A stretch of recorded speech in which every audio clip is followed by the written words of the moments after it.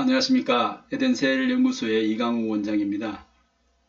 이 시간에는 정말 원인을 알 수 없는 만성 두통을 어릴 때부터 가지고 있던 아동이 하나 있었는데 그 치유 사례를 가지고 설명을 드리고 에덴셀 미토콘요법의 원리를 설명을 드리고 또 그 치유 사례를 같이 공유하도록 하겠습니다. 임모군이라는 아동인데 그 임모군은 저희에게 12살 때 저희 에덴셀을 방문했습니다. 방문했을 때 그 어머니가 뭐 중학교에 그 양호교사로 근무하고 있었는데 아이가 5살 때부터 그 만성 두통이 있었다고 합니다. 만성 두통이 있으면서 만성 비염도 달고 있었고 또 크면서 무서운 곳에 가면은 낯선 곳에 가면 두려움이 많아서 잘 가지 않으려고 하고 그러한 행동의 특징을 가지고 있었다고 합니다.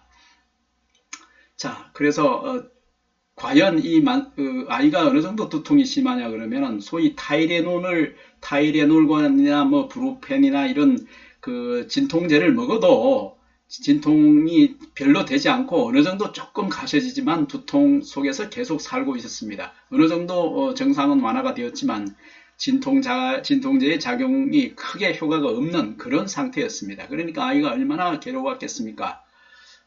그래서 하루에 뭐 타이레놀 같은 진통제를 2알, 3알씩 먹고 있는 그런 독한 약들을 먹고 있는 그런 아동이었습니다. 자, 이 아이의 검사 결과를 보시겠습니다.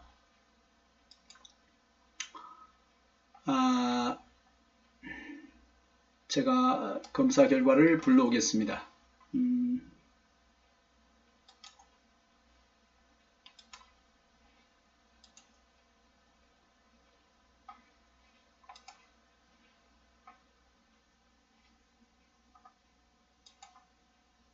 자, 검사 결과를 보겠습니다. 우선 이 아이에게 특징적인 것만 먼저 말씀드리겠습니다. 다른 건 다 놔두고 이 아이에게 페리틴의 수치를 보시겠습니다. 종종 이런 아동들의 성장 장애가 있거나 두통이 있거나 신경 정신 과잉 행동 장애가 있거나 아이들의 그 두뇌 기능에 약간 발달에 문제가 있는 유전기의 발달에 문제가 있는 아동들에게 아주 다변도로 이 철분이나 페리틴의 농도가 저하되어 있는 것을 저희가 확인할 수 있었습니다. 이 페리틴은 모든 세포가 만들어내는 철 저장 단백질입니다. 세포 안에 철분을 신속히 거의 뭐 물처럼 소비해야 되기 때문에 이 페리틴을 만들어서 철분을 임시 재고량을 가지고 있어야 합니다. 그래서 모든 세포가 이 철 저장 단백질을 만들어내는데 이 페리틴 한 분자 안에는 무려 4,000개 정도의 원자 알갱이 철분 원자 알갱이가 한 4,000개 정도 들어있는 커다란 분자량이 큰 단백질입니다. 당단백질입니다. 그리고 이 페리틴은 또 하나의 효소 구실도 합니다. 그 스스로 이가철을 삼가철로 전환해주는 그러한 효소 구실도 또한 하고 있습니다. 그런데 이 페리틴의 건강인의 평균치는 적어도 성장기 아이들이라면 여기 참고치에 보듯이 이거 병원에서 진단학적인 기준은 10에서 뭐 400 정도 이렇게 나오고 있는데 사실은 건강인의 평균치를 기준으로 생리를 하는 여성이라든지 유전기의 아동들은 60에서 60 이상은 최소한 나와야 합니다. 즉 60에서 400 정도를 건강인의 참교치로 보고 있는데 이 아동이 특히 아동기에 성장기에 있는 경우에는 이 친구가 이 임모군이 42가 나왔습니다. 그리고 또 주목해서 하나 보여지는 것은 망간이 0.73으로 농도가 낮습니다. 저희가 철분은 해독이나 미토콘드리아의 에너지 생산에 절대적이기 때문에 절대적입니다. 조건부가 아니고 절대적이기 때문에 또 망간은 미토콘드리아의 에너지 생산이나 활성산소 해독에 절대적이기 때문에 이것을 가장 중요한 기본적인 기초로서 저희가 조사를 하고 있습니다. 에덴셀 미토콘드리아법의 기초로서 조사를 하고 있습니다. 그런데 이 페리틴이 42가 나왔습니다. 망간이 0.73이 나왔습니다. 저는 이 아이가 우리가 만성 통증이라는 것은 정확하게 말하면 미토콘드리아나 산소나 통증 유발 물질이 나온다는 것은 그 조직에 산소가 부족하거나 산소를 이용하는 산소 이용 효율성이 떨어졌음을 말합니다. 산소는 무엇 하는데 소비가 됩니까? 대부분 에너지를 생산하는데 소비가 됩니다. 그래서 대부분의 우리가 통증들은, 여러분들이 가지고 있는 모든 통증들은 사실은 어떤 조직에서 산소 이용 효율이 떨어졌으니까 우리를 제발 좀 산소나 산소처럼 중요한 영양분을 공급해달라고 아우성치는 세포들의 아우성이라고 보시면 정확합니다. 그것과 관련해서 여러 가지 생화학적인 물질들을 우리가 생체 분자들을 만들어냅니다. 히스타민이라든지 프로스타글란딘이라든지 또는 여러 가지 밝혀진 통증 유발 물질들을 만들어내어서 주변에서 그 해당 조직에 더 그 혈관 투과성을 항진시키고 더 산소와 다른 영양 물자들을 더 공급받기 위한 전략으로서, 즉 세포들이 살아남기 위한 전략으로서 통증 유발 물질을 내어보내고 그것이 뇌로 가서 통증을 알아차리도록, 통증 신호를 알아차리도록 하는 신호 전달 분자로서 역할을 하기 때문입니다. 자, 그래서 이 친구에게 저희 에덴셀 미토콘드리아법의 관점에서 이 두 가지 점에 주목을 해서 이것을 올리는데 영양요법을 주력을 했습니다. 자, 그런데 위에 셀룰러 플라즈민은 25.1로서 저희에게 방문했을 때의 정상 범위에 가까웠습니다. 그래서 저희는 페리틴을 모든 세포가 페리틴이라는 단백질을 잘 만들 수 있도록, 또 그 유전자가 활성화될 수 있도록 맞춤형 영양요법을 실시했습니다. 물론 망간도 공급을 하고요.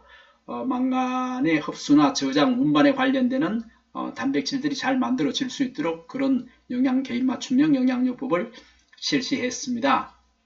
그랬더니 약 4개월 뒤에는 두통이 훨씬 감소되고 약 먹는 횟수도 줄어들고 비염도 사라지기 시작했습니다. 그리고 물론 이 친구가 6개월, 7개월 뒤에 검사를 했는데 7개월 뒤에 검사 결과를 보시죠. 페리틴이 42에서 처음에는 42였는데 54로 올라갔습니다. 그러면서 점점 두통의 빈도가 낮아졌습니다. 즉 그 두통이 발생하고 그 다음 두통이 올 때까지 시간도 길어지고 과로하거나 운동을 하거나 하거나 피곤하거나 하면은 그 다음에 반드시 두통이 더 오게 왔었는데 그러한 두통의 빈도나 강도가 줄어들기 시작했습니다.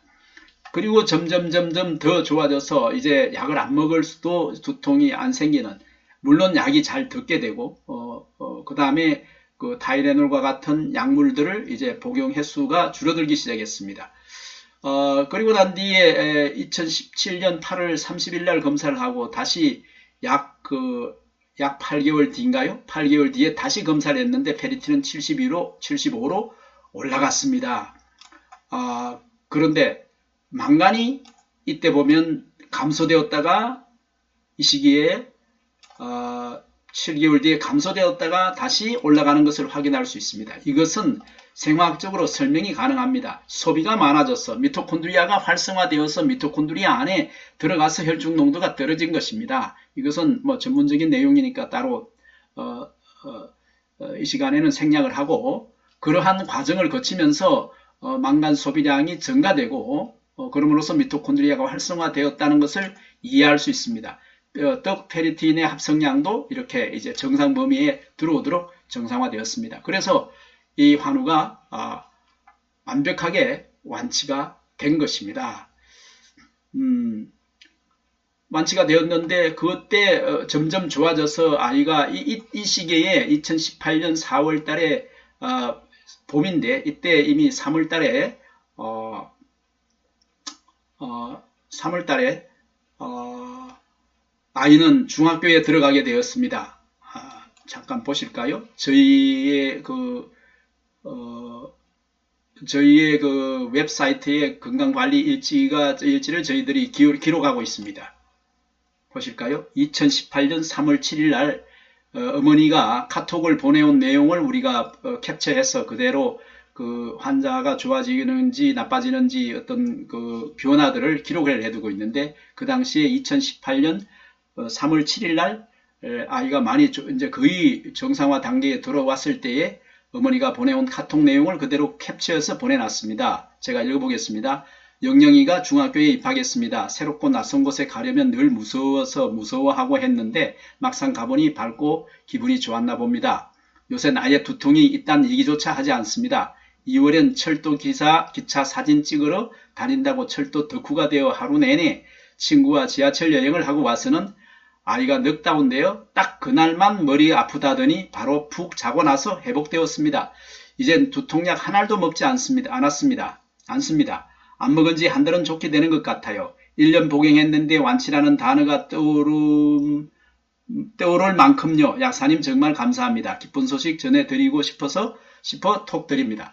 자, 이렇게 해서 약 6개월 정도 더 에덴셀 미토콘요법을 하고 이 아이는 만성두통의 체질적인 만성두통과 두려움, 비염에서 완전히 벗어났습니다.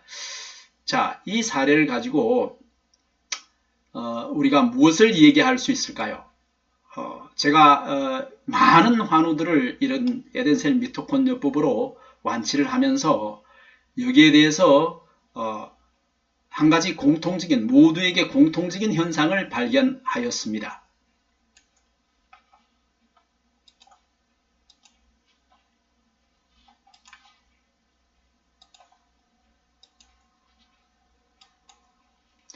어떤 공통적인 것이 있느냐? 앞서 말씀드린 대로 페리틴이라든지 구리운반 단백질이라든지 철저장 단백질이라든지 철분이랑 결국은 세포 안에 꼭 있어야 할 철분이나 구리 단백질이라든지 철 단백질이라든지 망간 단백질이라든지 아연 단백질이라든지 이런 것들이 건강인의 생명 유지에 즉 해독과 에너지 생산에 미토콘드리아의 에너지 생산에 필수적인 특정한 미네랄 단백질이나 단백질들이 혈액 중에 부족하게 되면 우리 몸이 비상모드로 바뀐다는 것입니다. 그러므로 신경정신질환 모두가 어떠한 영양학적인 문제, 어떠한 독성학적인 문제로 우리 몸이 살아남기 위해서 비상모드로 바뀐 것입니다. 비상모드로 바뀔 때는 우리는 심장 근육이라든지 뇌의 중심부라든지 생식기관이라든지 콩팥이라든지 이런 생명유지장치에 가장 중요한 곳에 우선순위를 두고 영양자원, 즉 그러한 중요한 미네랄 단백질이나 중요한 단백질이나 중요한 미네랄이나 이러한 또는 뭐 바이타민도 마찬가지겠지만요. 바이타민이 부족해서 문제가 일어나는 법은 잘 없습니다. 사실은 극히 드뭅니다. 저희가 조사를 한 바에 의하면 바이타민을 운반해 줄 수 있는 운반 단백질을 못 만들면 모자라서 안 가는 게 아니고 운반을 못 해주기 때문에 못 가서 문제가 되는 것이라는 것을 저희가 알게 되었습니다. 그러므로 이러한 핵심적인 모든 세포나 미토콘드리아의 해독과 에너지 생산에 핵심적으로 중요한 영양소 분자나 특정한 단백질들이 모자라면 우리 몸이 비상모드로 바뀐다. 비상모드의 결과로 전두엽이라든지 이러한 고급 사고를 담당하는 뇌의 바깥구역의 되뇌피질의 전두엽이라든지 이런 감정을 조절하는 회로라든지 이런 쪽에 영양분이 적게 가고 그쪽에 혈류가 감소되도록 되어 있습니다. 실핏줄을 수축시켜서 그 비상모드의 결과물이라는 것을 공통적으로 알게 되었습니다. 자, 이 시간에 이 아이의 만성 두통의 사례를 가지고 그 치유 사례를 공유하고자 설명을 드렸습니다. 주변에 많은 매일 병원에 가서 약을 먹는 환우들이 있을 것입니다. 어떤 질환에 분명히 이것이 낫지 않는 원인이 존재할 텐데 우리 기존의 약은 자꾸 발병 원인이나 정상 원인을 알아내려고 했습니다. 정상의 원인도 알아내는 것도 좋지만 그건 중간 과정의 문제고 발병 원인과 정상의 원인이 중요한 것이 아니고 세포를 중심으로 낫도록 설계가 되어 있는데 낫지 아니하는 이유를 알아야 할 것입니다. 나을 수 있는 자연치유력을 방해하는 요인을 알아야 할 것입니다. 이것이 분자자연치유의학의 핵심이라고 말할 수 있습니다. 감사합니다. 다음 시간에 또 더 색다른 자연치유 사례를 가지고 찾아뵙도록 하겠습니다. 감사합니다.